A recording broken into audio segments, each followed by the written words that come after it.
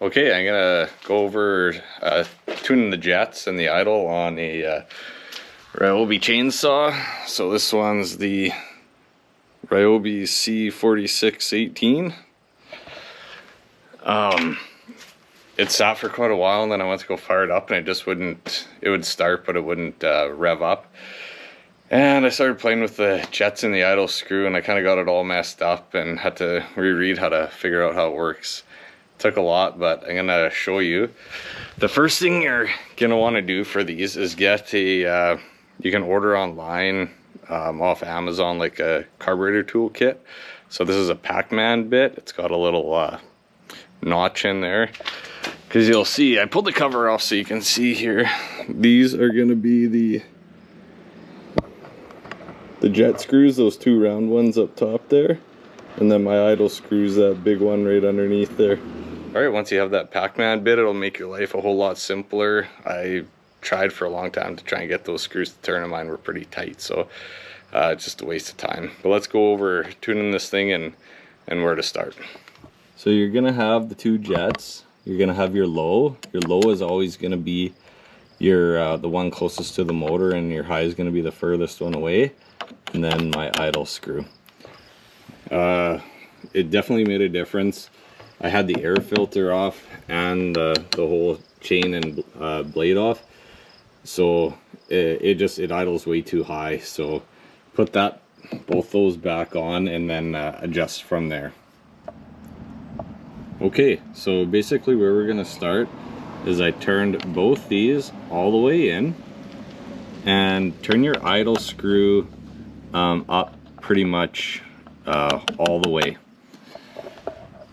Now, when you first start this thing, this might still be warm because I had it running a while ago, but when you first start it up, you'll have to use the choke,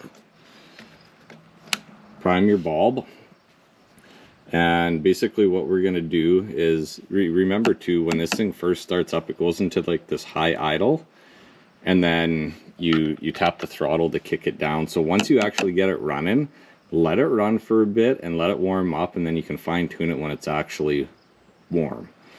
Okay, so we have these both turned all the way in, choke is on, and basically all I'm gonna do is I'm gonna start backing this screw off a half a turn at a time until it fires up. Okay, so we're turned all the way in. I know it's gonna have to be turned back some, so I'm gonna start with I went 3/4 turn, I'll do a half a turn. Okay, we'll give that a try.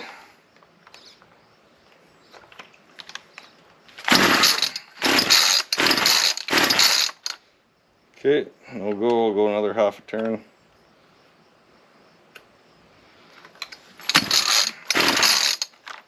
Make sure your chain brake is on. No go there. Go another half turn.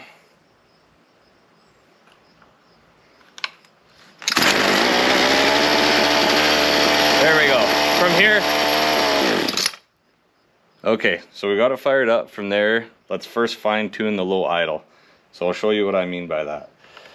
So I'm gonna fire it back up, and I'm just gonna turn it I'll open it up more, and I'll find that sweet spot where it's like at the highest, smoothest running idle.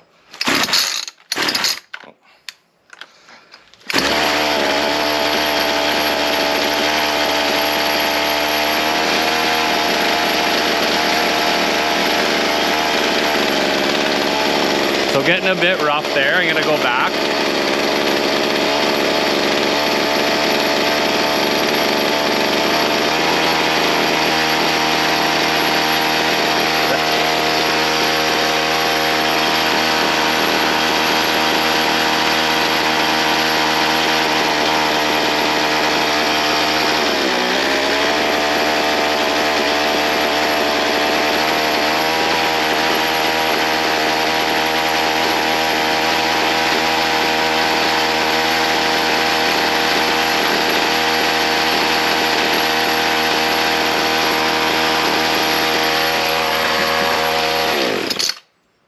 Okay, now I found the sweet spot kind of there, so now the next thing I got to do is kick it into the lower idle speed.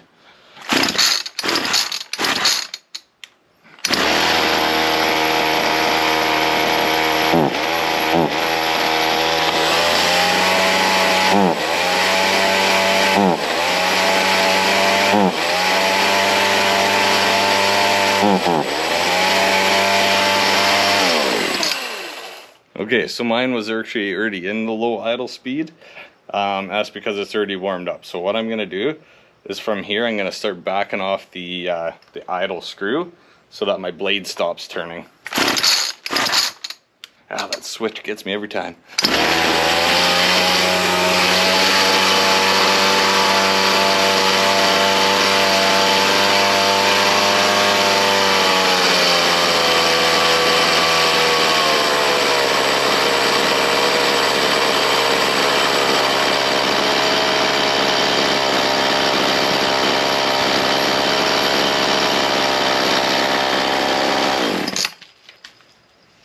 Alright, so I kind of want to start there with, that's why I like to start with the idle and high, because if we start with the idle screw all the way back and adjust that low one so that it runs high, we'll end up having too much fuel when we adjust our high. So we'll start with that, but anyways, I'm going to fire that up and then I'll kind of show you what happens next. There's going to be no fuel for the high end here. I'm going to try to rev it up and you're just going to hear it die. Okay, no fuel. So I'm going to go back. That was all the way closed, so I'm going to go back a half a turn and we'll fire back up and go from there. Okay, going to go half a turn more.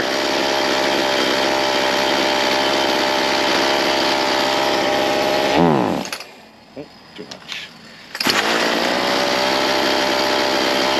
Another half a turn.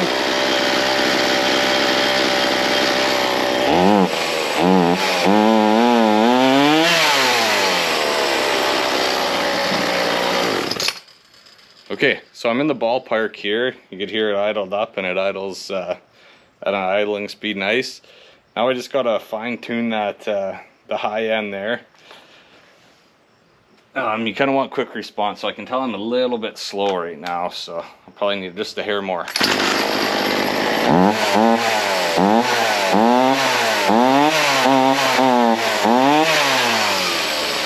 Yeah, you can hear it die a couple little bit there, so it's gonna go open just a bit more.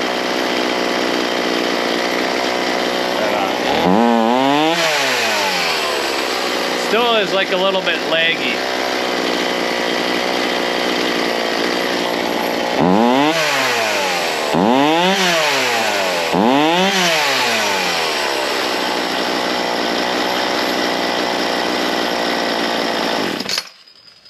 There you have it.